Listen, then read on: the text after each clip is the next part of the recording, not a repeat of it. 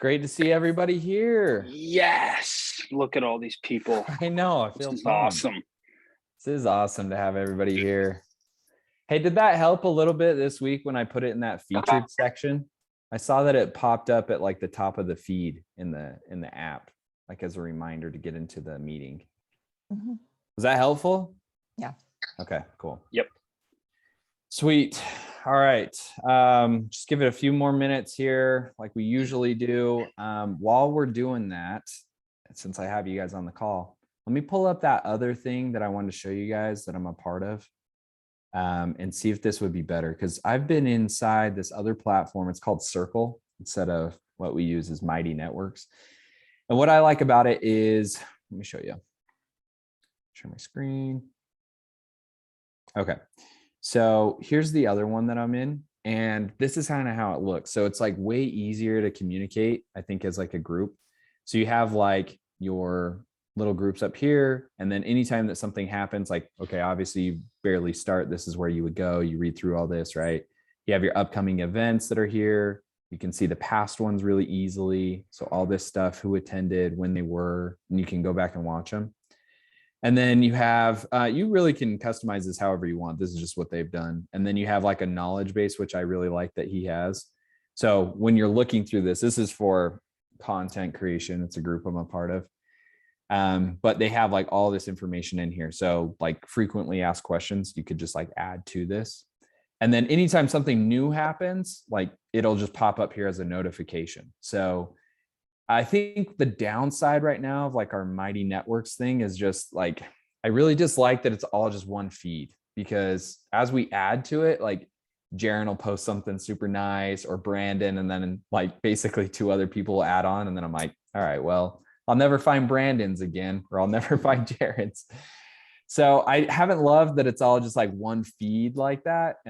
So as I've been in this group and like more participating with them, I'm like, this is really nice just because it's still asynchronous, where, you know, you don't need to be here live, and it's really easy for you to just like get in here and see what was going on, see what people commented and all that stuff. So that makes it nice, I think. And then, like I told you guys, I would have used this one first, but they didn't have courses initially. And now they have courses. So I think I'm just going to try to transfer our course over there. And then it's just like in another spot on that page. And then all of our community stuff is like a more, I don't know, I just feel like it's more interactive over there. You guys have any thoughts on that? Looks cool. Looks like Notion. Yeah, looks sweet, right? Yeah, it looks good. Okay, cool. All right, so that'll probably be in the works. I started my trial before I got to pay. I got like 14 days. So I'll try to get the course all set up. And then once it is, I'll move us over there and let you guys all know. Okay. I have a question. So it looks kind of like Discord. If somebody posts something, do you get an individual notification in the channel or whatever that they post it in? Because I swear I put up notifications in the Mighty Network, and I don't get notifications for anything. So if people post things, I don't notice, like, I don't know. And then I scroll down and things are lost. And I'm like, I swear I was on here and I saw something, and, you know, I'm just scrolling down like for eternity. I feel the same way. If I have, and I have it on my phone too, but if I have the browser up, like if I've left it open for whatever reason while I'm working, then I hear the notification go off. But I'm just like you, like if I don't have that browser up, even though it's on my phone and stuff, I'll see like notifications come in, but sometimes they're just like DMs from people. And then other times it's like, I don't know, I'll see that people cheered a post or whatever, but I just think it's too much noise. I'm in the same boat as you, where I like, if just in one day I feel really behind, where I'll get back in there and it's like, okay, 3 posts went up, didn't see them, didn't know anybody said anything. And then I just haven't loved that it's all just that one feed, and it's really hard to find it, you know? Are your notifications turned off for the app? No, I still have them on mine, on my phone. Like I still get them. I think like what Megan's like pointing out is it's just like, it seemed to be very like not user friendly for you to just go like you would on Discord or Slack. Sometimes I see them, sometimes I don't. I even have the app installed. So. Yeah, okay. I'm the same way. Okay, cool. So I think, yeah, we'll move it to that circle one. It's like the same price and everything that I'm already paying anyway. So it's nothing crazy. They offered that course. So I'll just get it set up and then let you guys know when we're going to move over there. I'll auto invite you all over there. So you should just like be looking for an email. And then I'll still stay active in like Mighty Networks for like a week or two, just to make sure everybody gets transferred over. But I just think it'll be probably a better platform to use going forward.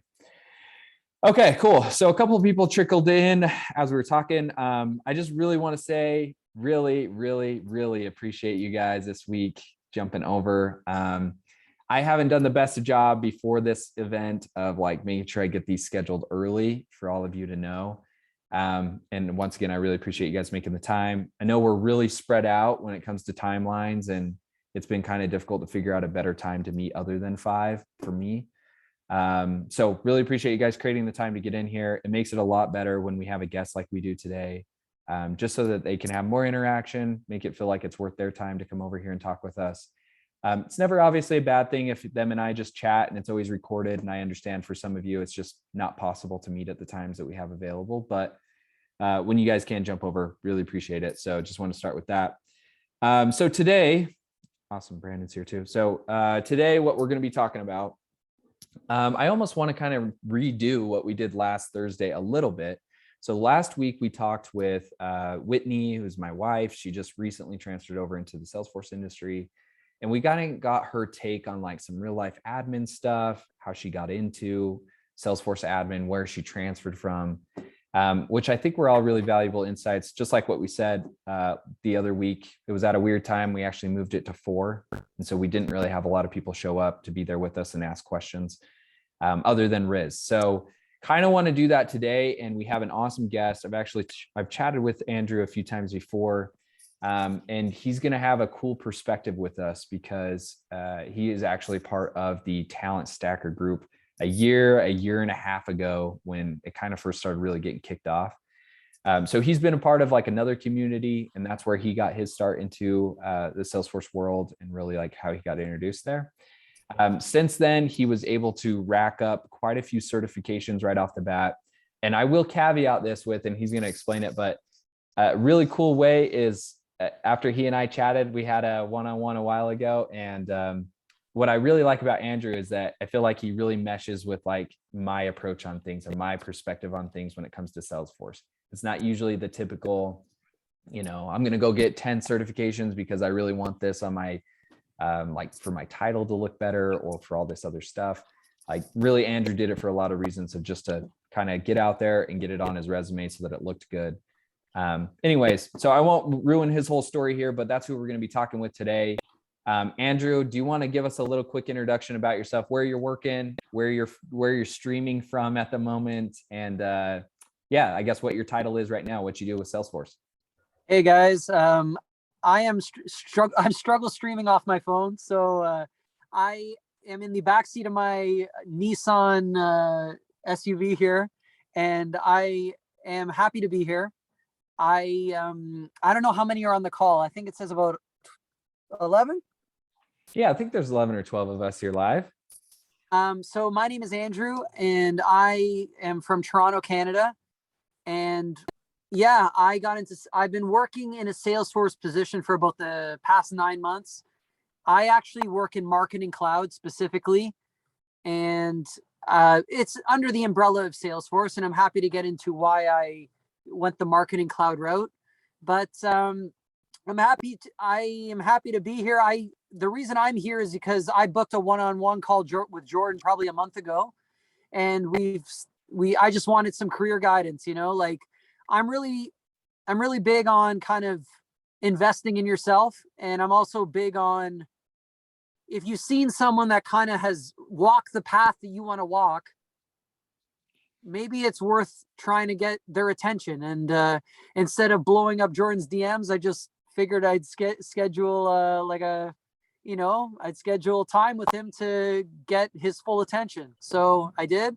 And I also wouldn't do that just for anybody. I mean, I got introduced to Jordan because I saw an interview with him when I was looking to get into Salesforce. Before he had a program like this, because if he did have a program like this, I probably just would have got his program.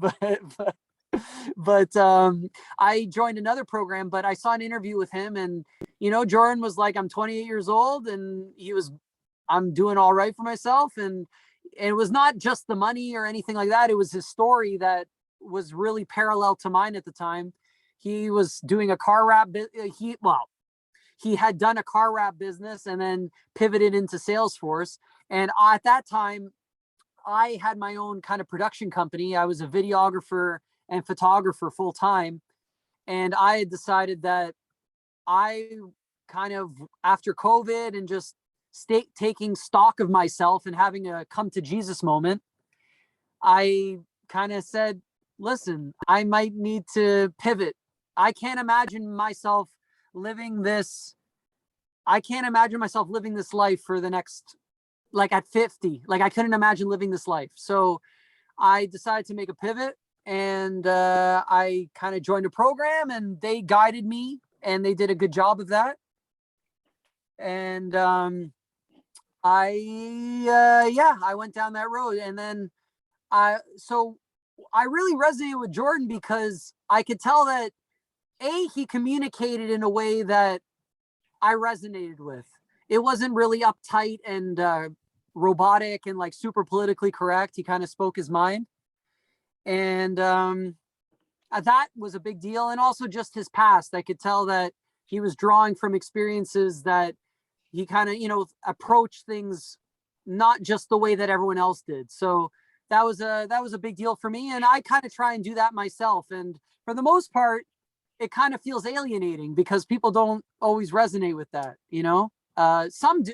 The good thing about it is when you find people that do resonate with it, you connect, but if you don't, then you kind of just are, I don't know, you know what I'm saying? So if you have any questions, I'm happy to answer them. I don't really know where you'd like me to start. But yeah, just give me Yeah, no, that was a really good introduction. You did a great job telling us like where you found me, why you found me, how you kind of resonated a little bit. I want to really focus in on, so for this crowd specifically, just like when you joined Talent Stacker, right? They're in the process at the moment, a lot of them. Some are certified already, and some have some hands-on experience now in the community.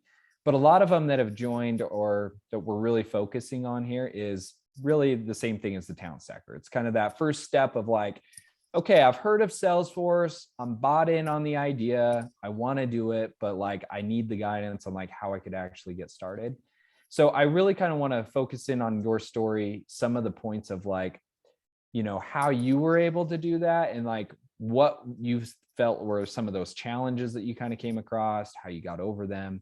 So if we first start with like the one that you kind of touched on. So you read into some of the interviews, it sounds like on YouTube. What were you doing before and why did you want to switch to Salesforce? So I was a full-time videographer and photographer, and I was shooting a lot of weddings. I was shooting corporate stuff. I was shooting, some commercials and stuff.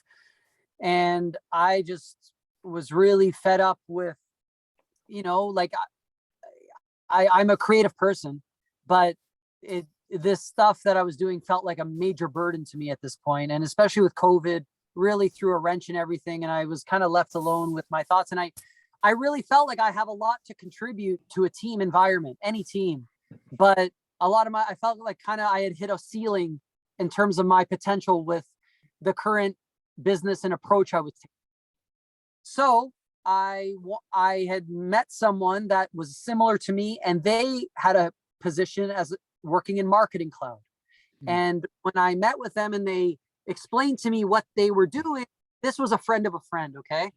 And I said, wow, Marketing Cloud. And they explained their job and they explained what they did. And I could see myself in them. I go, maybe I could take the skills that I feel I can offer and enter an industry that is thriving. So that is why I went with Marketing Cloud. And then through looking up Marketing Cloud, I realized it was under the umbrella of Salesforce. So I went and I just started studying. I joined Talent Stacker, which is very admin focused. And there's nothing wrong with that, but I always knew that maybe Marketing Cloud would be my direction only because I felt it was where I would have the most transferable skills. working with a lot of advertising and a lot of clients in marketing, I felt like when I was going to try and sell myself to someone hiring, I felt like I would have the most transferable skills in that department. And also I just resonated with the material because of my past history. So that's why I went the marketing cloud route. I hope that makes sense. Yeah, no, that makes sense. Looks like there's a quick question here, so let's read it. So question for Andrew: did hiring teams stress your educational background? Did you have to create a portfolio, build case studies in order to get your interview? Okay, I did that, but a lot of people I know that got hired don't do that. So I don't know if I'll tell you what I did. I kind of, so in Talent Stacker, we had a volunteer project. Okay. And what I did was the part of that volunteer project that I was responsible for, which was very admin heavy. So I was responsible for creating web to lead forms. I did a bunch of flows. This is admin stuff. And I created a YouTube videos of me doing that. And I made a small, just a YouTube channel. I think it was Andrew Salesforce. I just put all the videos, probably 8 videos on there of 2 minutes of me outlining what I did. And I put that on, I actually created a website and it included a couple blog articles that I wrote. And I would send that attached to my resume. So I don't really think that hiring managers went crazy with watching every one of my videos. I think they appreciated the fact that I even put that effort in. That's honestly what I think. I don't think these people care really. I think that when you're getting hired, and I'm happy to speak about this more, I think it's mostly if they like you or not. Because I can tell you hard stories about me being interviewed, and they knew I didn't have any experience really, but they liked me as a person, so I got the job. So I'm happy to talk more about that as well. But I'm someone that wants to go that extra mile, and I'll explain more about the certs also. But yeah, man, like I put together a website. I put together YouTube videos. I embedded the YouTube videos on the website. I embedded the LinkedIn. I put links to my LinkedIn articles that I had written. It took a couple days, it took extra effort. But for me, as someone that, I don't know, man, and Jordan is probably one of the best at this, but I don't know, I'm representing myself and I just want to make my life easy. I literally only searched for jobs for 3 weeks. I was hired quick. And again, I don't think it was because of my certs or my website or just my personality. I think it was a combination of all those things, because I can tell you most of the people that I know wouldn't do that extra effort. So that's wisdom or advice maybe that I can share, or echo what probably Jordan tells you. Yeah, I like that a lot. And I like the way you said it, that it's the combination of them, because just like you said, I think even in the community here, I don't think even what I got today, right? There's professional people out there building websites.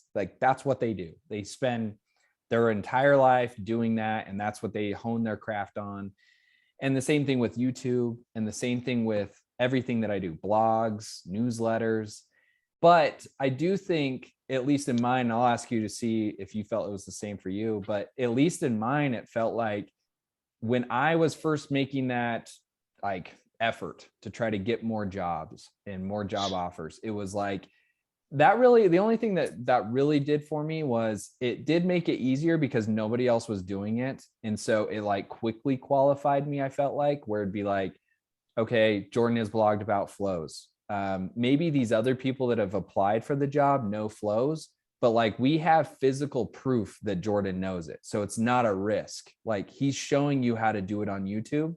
Not to say that the other people that applied can't, but he is already showing us that he can. So we already know that one's in the bag. So we have less to consider here when it comes to this.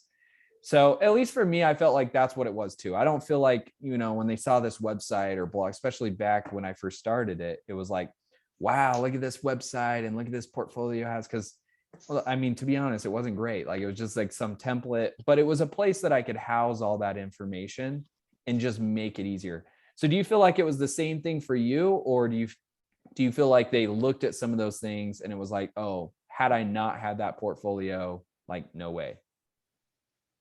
You know what? I'm trying to think back now because, yeah, no, I think it just, honestly, I don't think these people really read my full articles. I think they maybe read a paragraph. Like I don't know. Like they have the time. They're just not going to spend their time doing it, you know? And I think it really chalks it up to the effort. And I will tell you what got me hired at my marketing cloud job. So I was applying. When I applied for positions, I went nuts. Like I spam applied. Like I went bananas. I hadn't done this I hadn't done this type of like I told you before, I kind of had my own business, so I wasn't like applying in a realm like this. So I was applying to both Salesforce and marketing cloud positions. So I was double dipping, okay? And for the marketing cloud, what I had done is I had signed up for a marketing cloud course to get, and I kind of the guy that ran the course. Sorry, guys, a piece of information you need to know. Marketing cloud doesn't have like a developer org that you can use. So you have to pass these exams just by studying the material. Without actually having, you know how Salesforce, like you can create a practice org.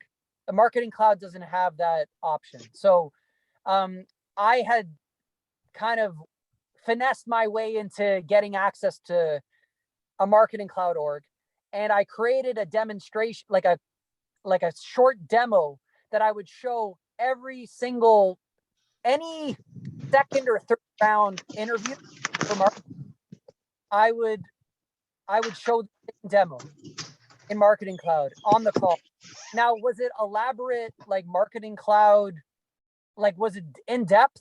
No, but I really genuinely think that every single one of the people that I showed it to seemed to appreciate it. And I went up a couple notches in their belt, so in their book, sorry.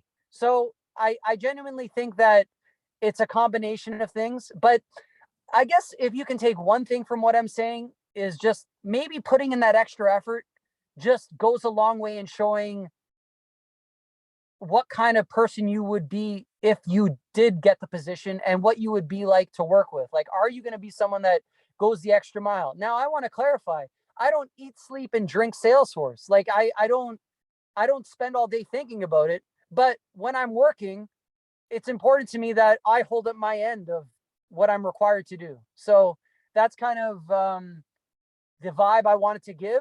And I hope that that's what it communicated. So I hope that, I don't know, does that come across?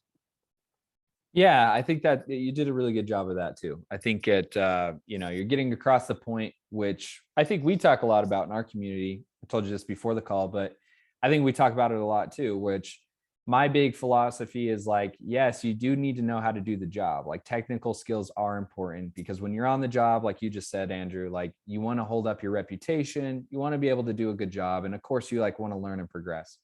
But then there's this whole other side of it, which is like how your social skills are and how you talk to people and who you are as a person.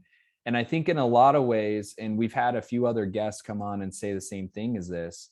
Even one of our Salesforce MVPs came on and they said this too. They said, when you're first starting, he was like, in my opinion, it's a lot more about that side of it because you don't have the experience to offer them. You don't have the technical piece to be like, I'm really, really good at this. And that's why you should hire me. You're kind of taking this chance. So it's like, well, what is it that you offer that the other people don't? And that's where you really got to double down on these things like what you're saying, which I'm loving to hear because that's like the big thing I preach to all of them is like the portfolio side of it, right? Like putting yourself out there, doing the extra effort because it's not necessarily that one thing that's going to get you the job, but it does set you apart. So yeah, I do think you did a good job there. Brandon asked a question here. If you're interested in a specific area, CPQ, marketing, sales, etc., is it smart to start niching right away into that? I mean, look, man, I've only been in this industry 9 months, so I can't really like give you the definitive answer, but I can give you my experience. Okay. I knew that I wanted to go the marketing cloud route because I felt it was the best fit for me. Everyone has their, could I be a Salesforce admin and do okay at it? Absolutely. Like I have, and I would be open to, like, if I go down the consulting route in the future, I think it would be helpful to build that skill set as well, you know, like, but if you want to do CPQ or you want to do marketing cloud or something, I mean, you're going to need to get those certs. You're going to need to get those particular certs if those are required for the job.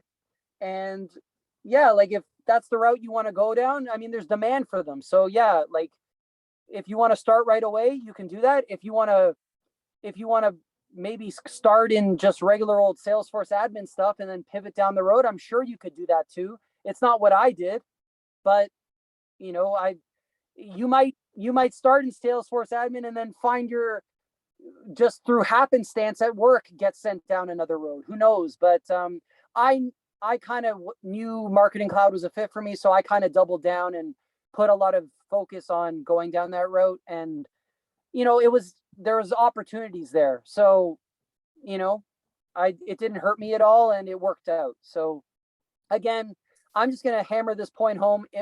I can only speak from my experience, but these people, I didn't lie at any interviews. I didn't make myself sound better than I was. I wanted them to know what they were getting. But that's also a good thing, because while I knew that I lacked actual hands-on work experience, look guys, this is not rocket science, okay? Like it's not easy, but it can be learned, you know? What is harder to learn is like working with people day in and day out, right? So I kind of wanted to make sure they knew what they were getting. And I I said one thing that at the interview that ultimately I think got me hired, that maybe I'll share with you as a useful thing to say, is if they're asking you like what experience you have, you know, try and sell them like I invested in myself and signed up for this course and with Jordan, you know, like, you know what I mean? Like you want to show that you're eager to learn. And I remember when I said I invested in myself, I remember the woman who was ultimately in charge of hiring me was like, that really resonated with her. So I guess that kind of attitude was what this particular organization was looking for. But hey, I'll tell you some horror stories. I got on a call with some hedge fund that was looking for a Salesforce admin, and they had like a office in Dubai, they had an office in Singapore, and they office in Vancouver, Canada, and they were looking for a Salesforce admin.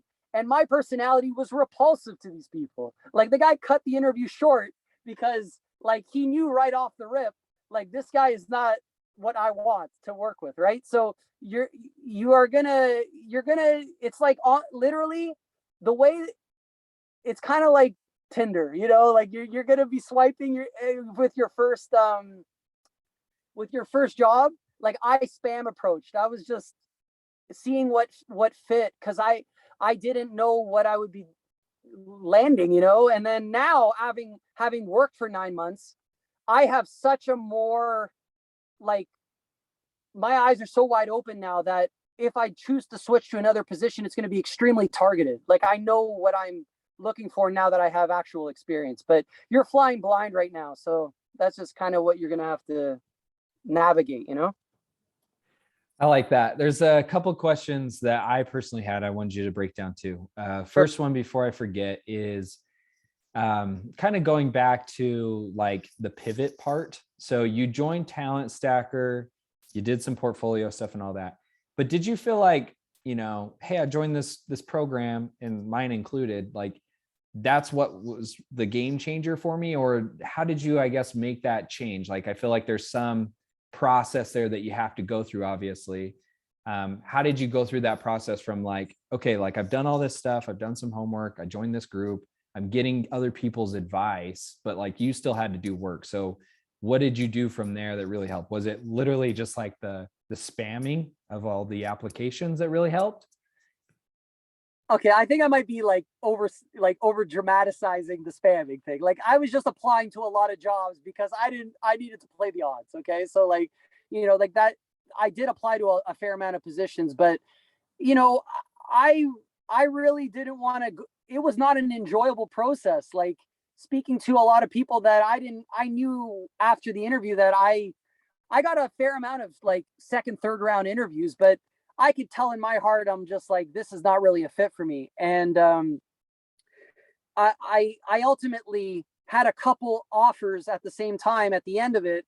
And I went with the people that I felt were the greatest fit for me. So to answer your question, the program itself, in terms of Talent Stacker, if you went through all the material that they have available to you and you put in the work, I felt very prepared because they had all these mock interview videos of previous Talent Stacker students recorded. So I watched about 20 mock interviews. So I had a bunch of notes that I had prepared about what I was gonna talk about during my interviews. I had I had my portfolio, and I don't know, man. Like I also just mentally, like I was putting in the work. I got the certs. Like I was doing everything in my power I could to make this pivot quick and seamless, because I didn't want to be applying for jobs for 4 months or something. So I don't know if that answers your question. If it didn't, retry. No, I think it did. And the reason I bring that up is because I know for myself, I know you're probably being dramatic with the spamming thing, but yeah, I felt I would probably describe the same way when I first started. And I know people in the community have also asked me that question because there is this idea in your head, at least it was for me too, where it was like, I learned a little bit of Salesforce. I got like 10 badges on Trailhead. And I'm like, dude, like I'm unstoppable. I got 10 badges. I ranked up. Like I could apply to any job and they're going to take me because like I got 10 badges on here. And Yeah. so I apply and the same thing happened to me. And I felt like the wind taken out of my sails a little bit where I was like, oh, dang, like they didn't think I was as cool as I thought I was, like they just straight rejected me. I didn't even get like an interview. And Well, I hope even to this day, yeah. And even to this day, like it's still part of the process, like and the community knows this, but like I just switched from a full-time job to doing my own thing and consulting and it was still the same thing, and it's like, that is part of it. And I think like the big thing that Andrew said that I just wanted to call out as like something to kind of hit home again is he was looking specifically, he said, for jobs that fit him well. And the companies are doing the same thing. And so when you get rejected, I think the biggest takeaway I've had from my learnings is like, don't take that as you're not good enough. Just take it as more of like, it was just a no that time, right? Like they may have been looking for something specific, And so that's why I always say too, like if you get the interview, go for it because you never know exactly what they're looking for. And in a lot of situations, like I'm sure with Andrew, myself, I felt like I've landed the job more because of like who I am as a person more than my technical skills. So anyways, just kind of wanted to call that part out that Andrew said there was.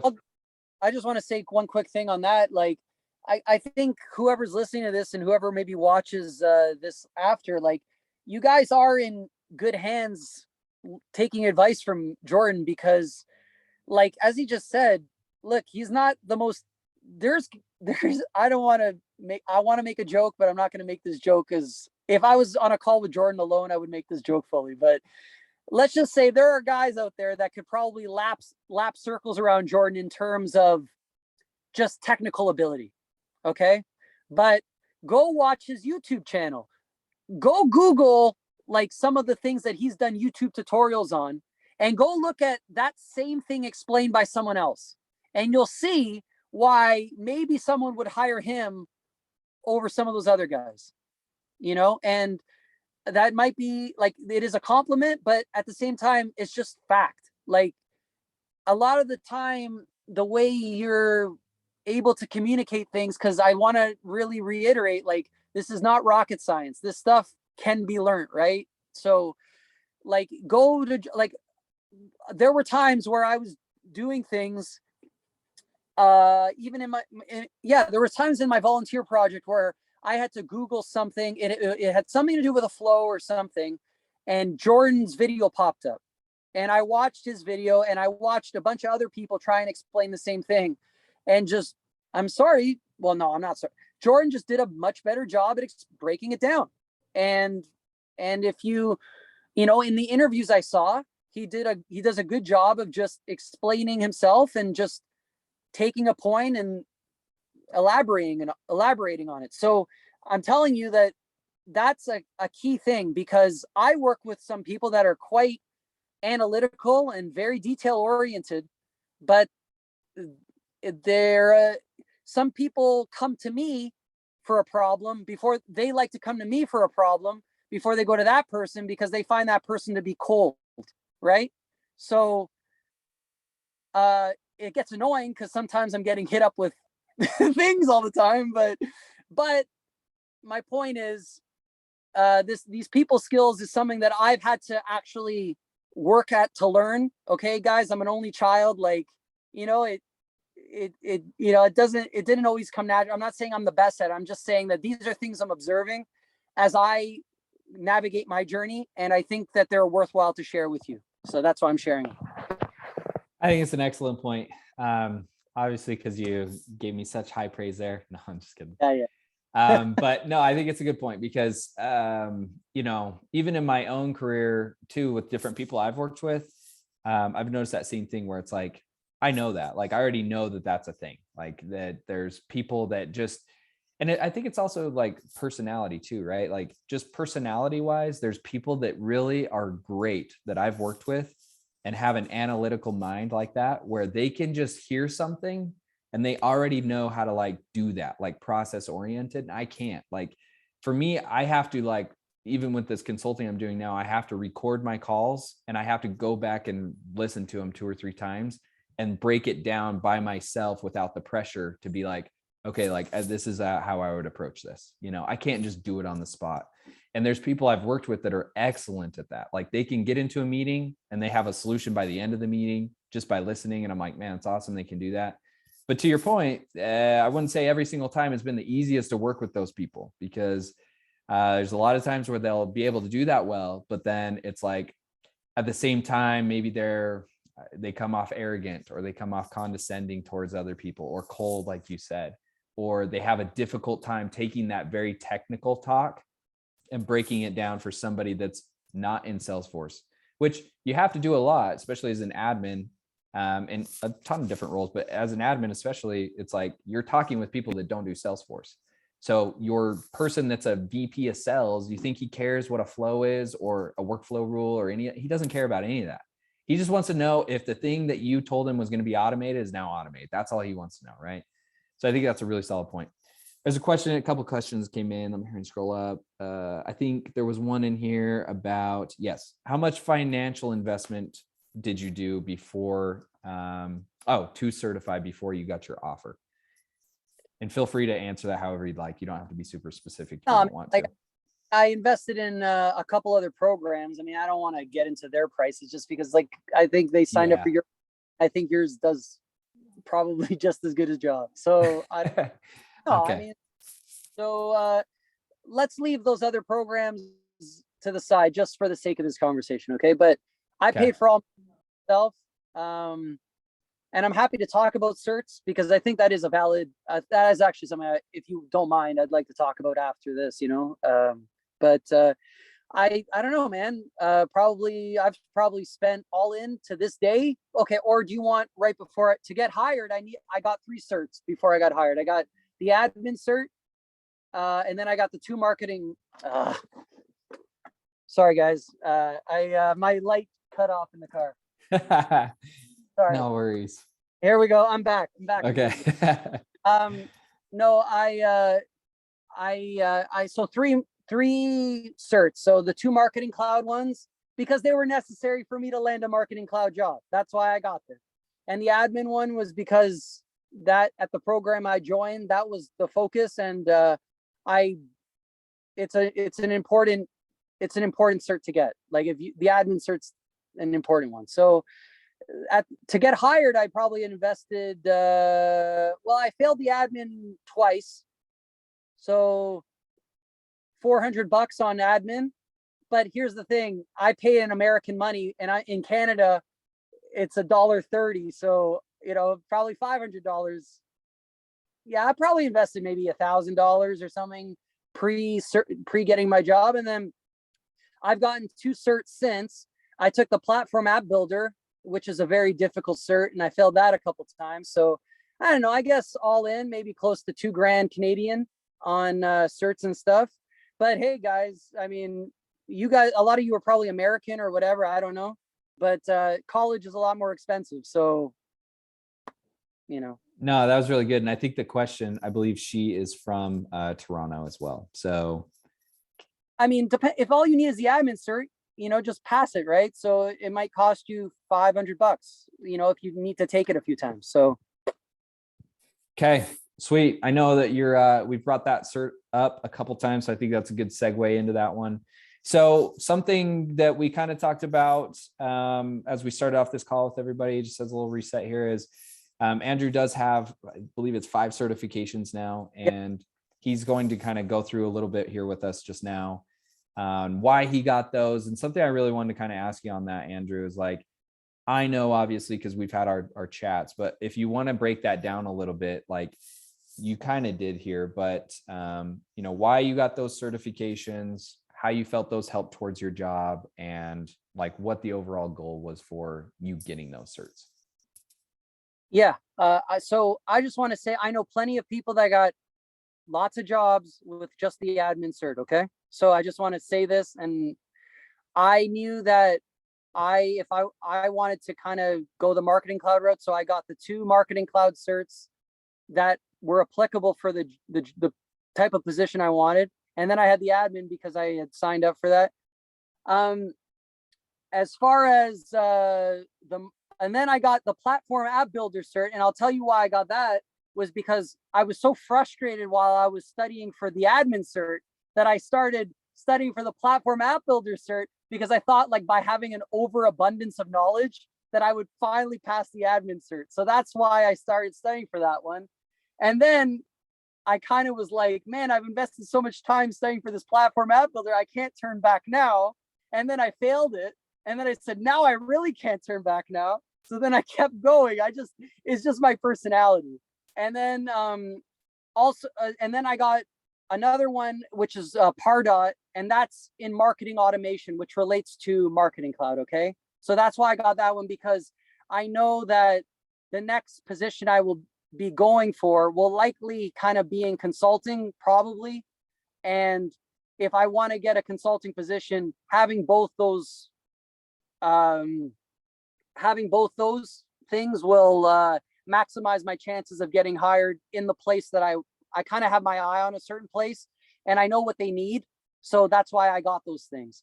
I got ones that, the reason I'm bringing this up is I've made an effort to get certs that I felt will contribute to me accomplishing the goal that I ultimately want to achieve.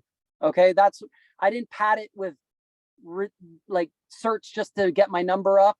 There are people that want to do that. And you know what? We all have our hobbies. I like the Beatles, the band, the Beatles. I've listened to all the bootlegs and stuff. I've invested more time in their music than I want to even acknowledge. But my point is, we all have our hobbies. So if getting Salesforce certs is what you want to do, like, go for it. But you don't need them necessarily. Okay. But I will say that it got me more interviews having 3. I genuinely believe it got me at this point in the industry, having 3, it made at least people give me that first round interview, because they're like, why does he have 3? And I genuinely felt it made a difference. But it also was me applying to Marketing Cloud jobs as well. So I just want to say that, like, don't be fixated on that stuff. You're talking to a guy, Jordan, that makes more money than 95%, 96% of kids his age. So, and how many certs does he have? Right. So it's not the be all and end all, but it can't hurt. It can't hurt. So I just want to say that. That's all. That's my thoughts on the matter. I don't know if anyone wants to ask questions about that.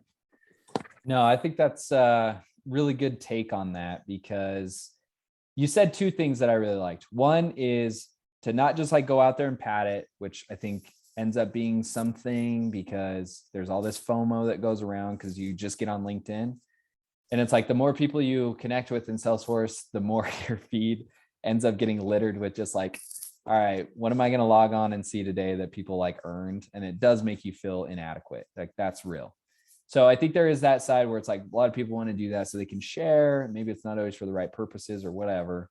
But then the other side I did like that you called out is what I always try to caveat out with is that same idea. It's like, okay, well, certifications do exist for a reason and they are good. Like, I don't ever want to give people the reason, like, I only got one certification because they're bad. Like, it's applicable to where you're at, what you're trying to do, and they do add value. So it's not like it's this thing that should just be totally ignored. So I thought both of those were really good call outs.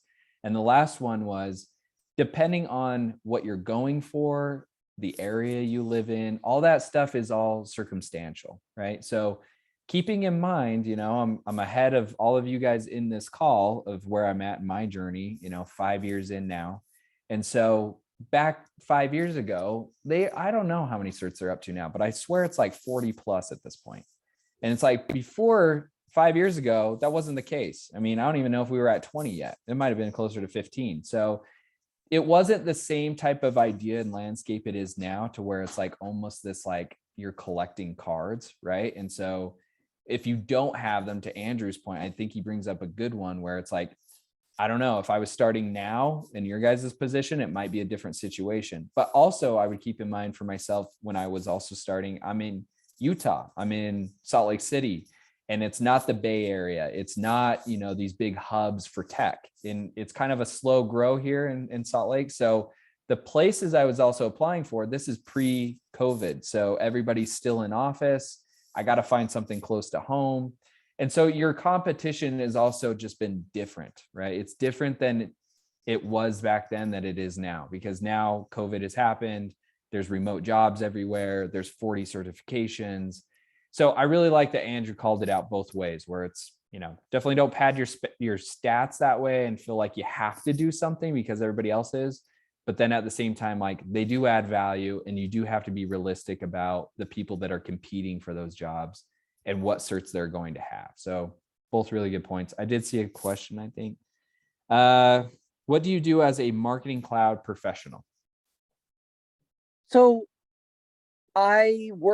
just want to calibrate this.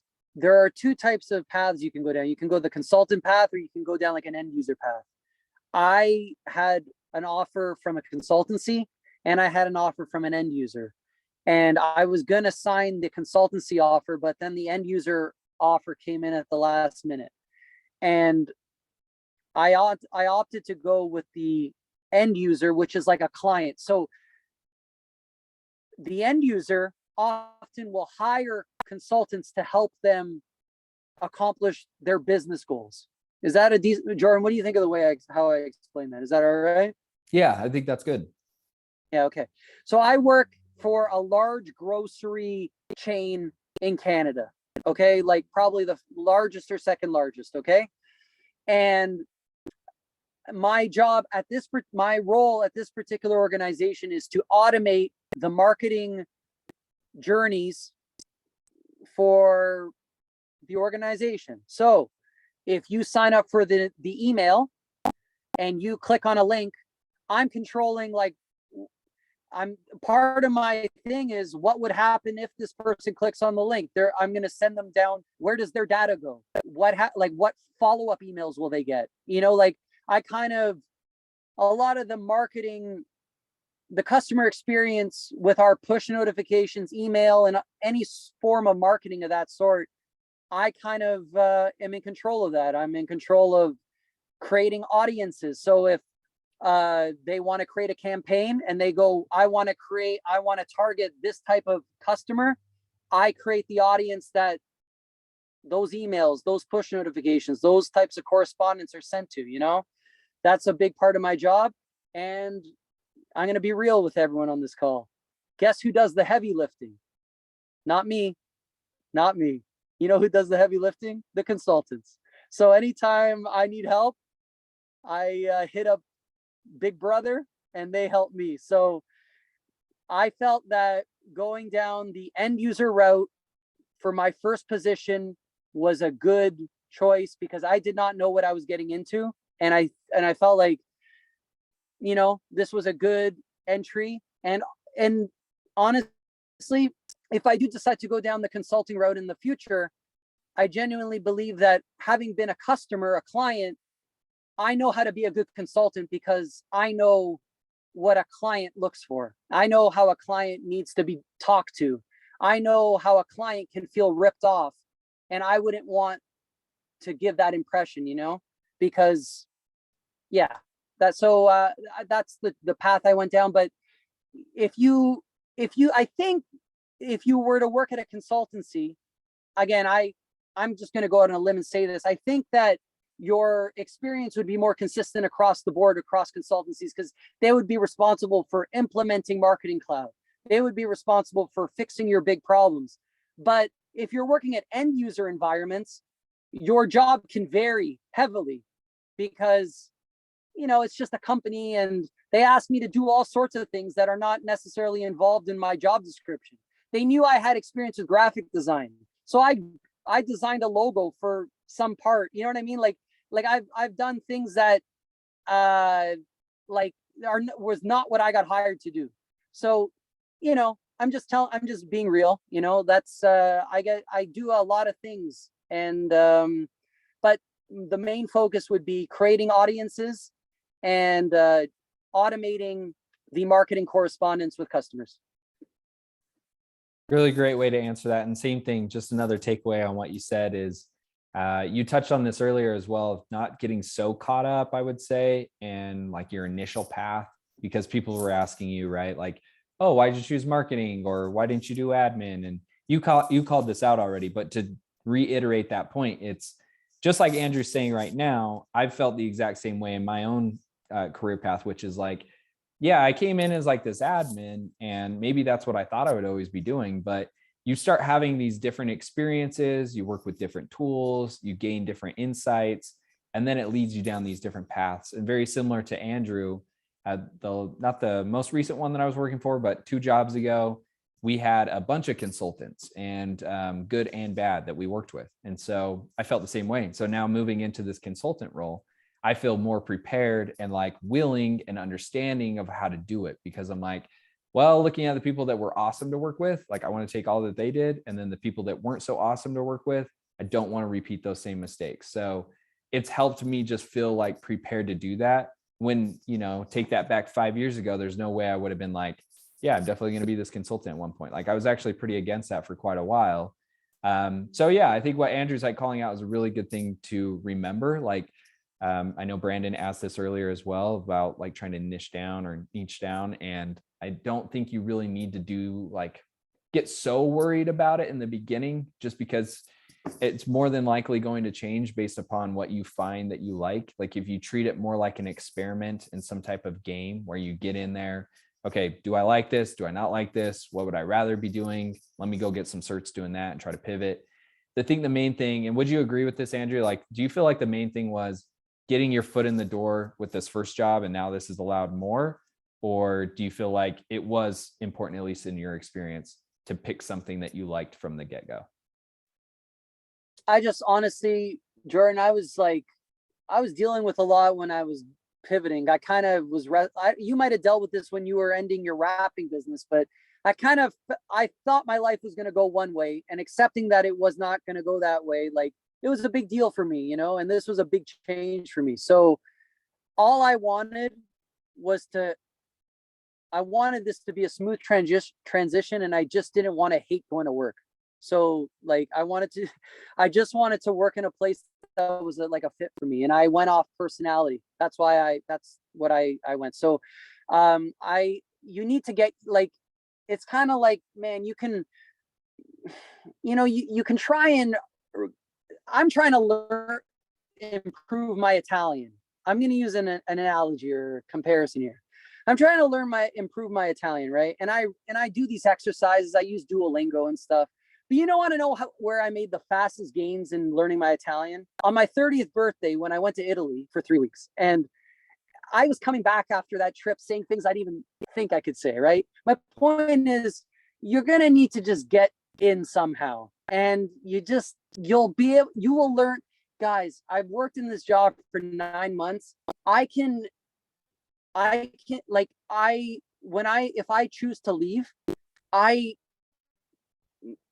know what I'm looking for now, for the most part, not 100%, but like my target is a lot more, it's a lot more narrow. Okay. So my point is just find a place that my recommendation would be, and again, if anyone has as a point that's maybe counter to this, but I would say you want to find a place that you can work with the people, you like the people, and is not going to drain your soul. And from there, with getting real world experience, you'll be able to kind of go, what do I like and not like? Because there are things about my current role that I wish I could change, but you can't just focus on that. Like I am really appreciative of the good things about this place as well. Right. So, yeah, man, my recommendation would be just find a place that you really feel like you can gel. And, I think that to a certain extent, the path will kind of present itself to you as long as you put in the work as well. And when you first started moving over to Salesforce, what was the reason that you did it for? And if it was money, what did you hope to do with the money? So I was making money as a photographer and videographer. I'm not saying I was crushing life, but I was I was able to live, like I was living, but the money was very inconsistent. Like 1 month I'd be doing great, 1 month. And also just the work was stressing me out. Like I was cooked. Okay. So I wanted to enter an industry that I felt was booming and that had earning potential and that I could like use my skills and thrive in. So money was a motivating factor. What did I want to do with the money? I don't know, man. I just kind of wanted to be able to sleep a solid at least 7 hours a night and just not stress. That like, dude, That's the best answer. Maybe buy more. I don't know, man. I'm not like it's not like I don't like any materialistic things, but I'm just not super I don't know. I just fall in the middle here. Honestly, I knew that I had if I worked hard at it, I could probably, if I looked at you as an example and I said, look at him, what he's earning. If I could kind of hit in the same ballpark and follow his path, then that would be success for me. So at you in the Bradley interview, you said after 3 or something years, you were doing 120. I'm like, okay, like I would be satisfied with that. If I was doing 105, I'd be satisfied with that, So that was as far as my thought process was going. Okay. I guess what I meant by that too is not maybe like the details of what you wanted to spend it on, but like I think sometimes there's like a deeper rooted idea behind the money, right? Which is like a lot of the people that I talk to that maybe even join the community, when I ask, they'll be like, oh yeah, I just like want to make more money. It's like, yeah, me too, man. But like, I think the idea behind it is also like, but what is the money going to do? Like, is it because you do want that cool car? Or usually though, it's something a little more rooted where it's like, well, with more money, like the idea would be like, I could have like more time, or like I could take, more vacations with my family, or like, I wouldn't have to stress so much about, the bills every month or something like that. And it would provide me with more security. So I didn't know if it was something like that, where it's like, yeah, maybe it was money because I wanted more consistency, but like, did it lead to something else like that? Yeah, I would say consistency was my main thing. But what I can also say is my main thing was flexibility. That's what I wanted. And the notion that I could have a remote position, that was like the big, like that mattered more to me than money. So flexibility, that kind of freedom to maneuver. Ironically, I don't have that freedom to maneuver because I have a hybrid role right now. but I knew that the intention was there. I knew I had, but no, does that answer your question? Yeah, that answers it. And okay, that's good. I think mine was similar. I know with my situation, my wife's family is from Michigan. I live here in Utah at the moment. And so flexibility was awesome, especially where it was like when COVID kind of opened that up, to be able to just like work from anywhere and be able to take longer vacations where it's like, I'm still working, I'm not taking the time off, but I can be in Michigan with like her family and we can spend more time there.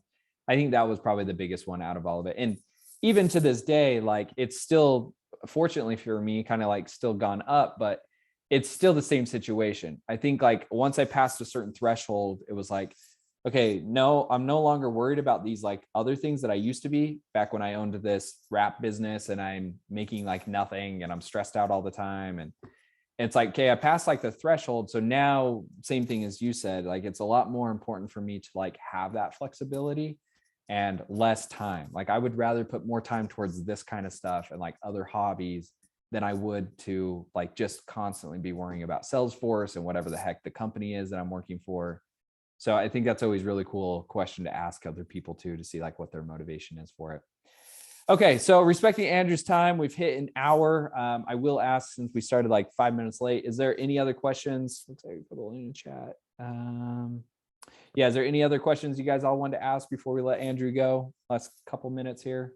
Andrew, is there anything else that you want to add that you don't think we touched on before you go? No, I appreciate being invited, and I had a great time, chatting with everyone. And Cool. if you want to hit me up, I think you dropped my LinkedIn profile, and you can hit me up. Just please be cool. Like don't like send me like just I'm happy to answer your just don't be weird. Like Don't be weird.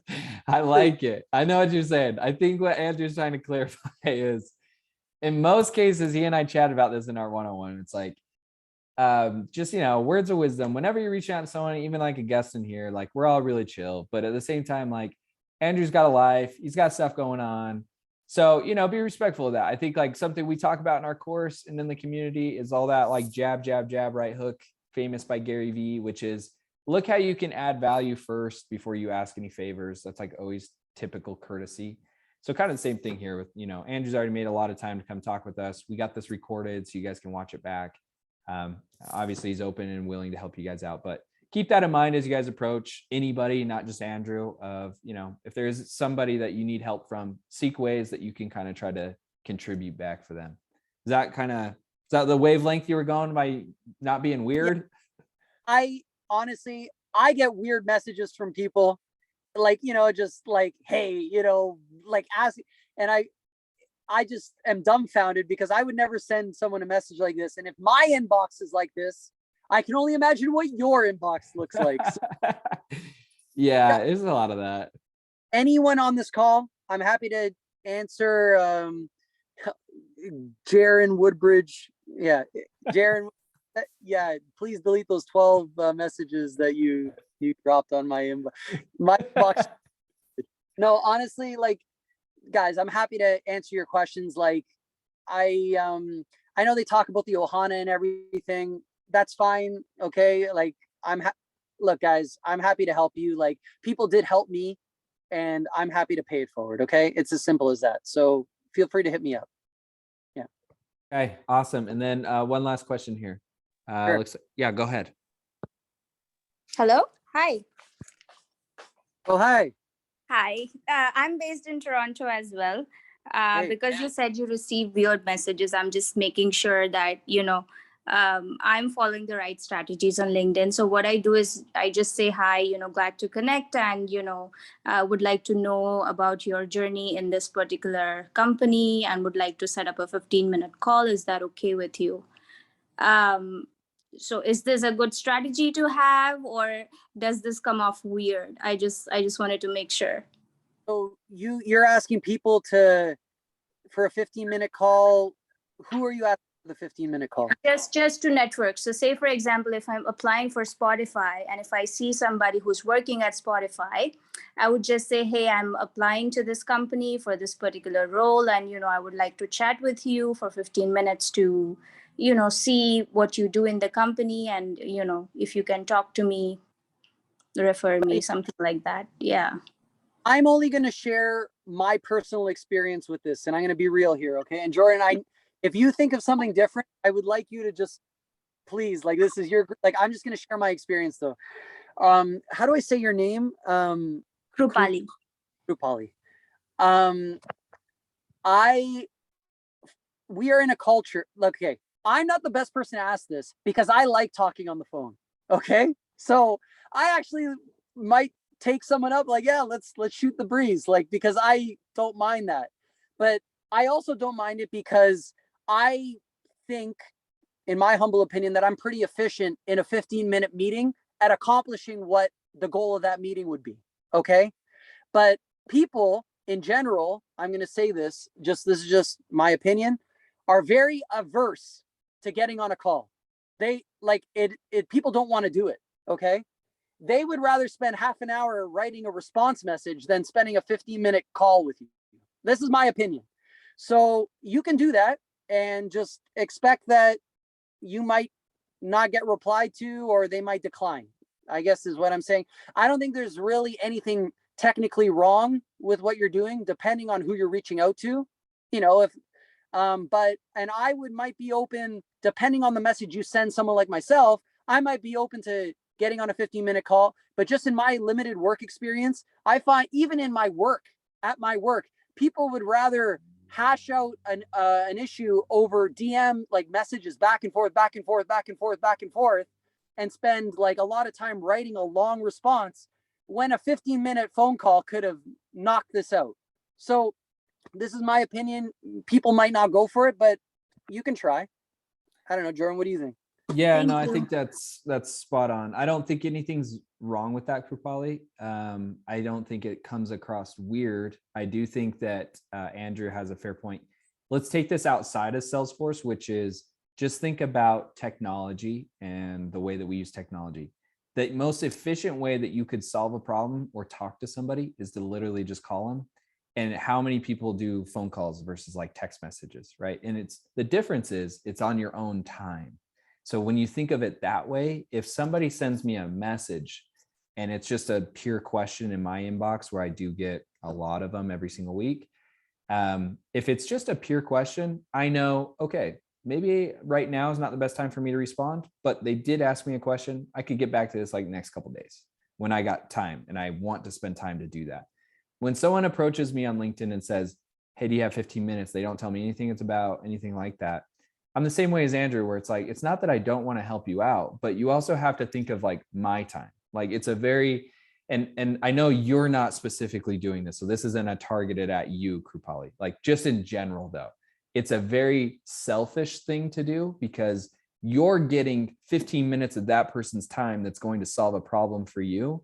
And the person that's taking the time to do it isn't getting anything in return, and they're taking time out of their life. So if we took just 2% of my audience, I have 70,000 people just on LinkedIn. If I took 2% of those people and took 15-minute calls, I'd be on phone calls for 5 days straight. Like mathematically, I would have to be on the phone 5 days straight to answer just 2% of the people reaching out to me. So when you think of it that way, when it's somebody that has maybe a larger audience like myself, it's just like not really feasible to do either, because it's like, yeah, I do want to help you out, but like, I got my own stuff going on. Everybody's always asking me this. I can't make the time for everybody to do that.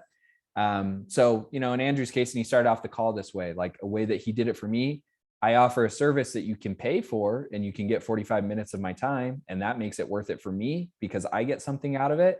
And Andrew gets something in return because he gets to ask me whatever questions he wants, undivided attention for 45 minutes. So it's a win-win for both of us. So if they have something like that, that's the route I would choose to go. You could definitely shoot them a question and hope they get back. But just like we say, and you'll see it in the course too, like look for ways that you can provide value first so that they feel like they want to reciprocate and get back to you on the question too. Because if they've never met you, if Andrew's never met you and you just go and ask him a question, he's going to maybe think maybe Andrew's a better guy, but better than me. But my first thought every time is like, I've never met you and you're asking me like to do something that's going to take me a lot of time to go and help you. I don't know who you are though. So like the likelihood of me wanting to go and do that right away is pretty low, versus if it's somebody in the community, right? Like if Megan or Brandon or Jaron or Sudesh, if any of them reach out, it's like, well, hey, cool. They're part of my community. They help me out. Like, yeah, I want to make sure I help them out. If they got a question, I'm going to answer the question. So anyways, I know Andrew's got to go. He's been bumming in the car for us to answer all these questions for us. So I'll let you get going here, Andrew. I really appreciate all of your help tonight and answering the questions, and more importantly, being like super real with everybody to answer them in a way that I feel like is super relatable for all of us. So we'll have this recorded, and we'll get with you guys all later. Thanks for everybody for joining. Bye, everyone. Pleasure meeting you all. Thanks, Andrew. Thanks, Jordan. Thank See you guys. you. Thank you.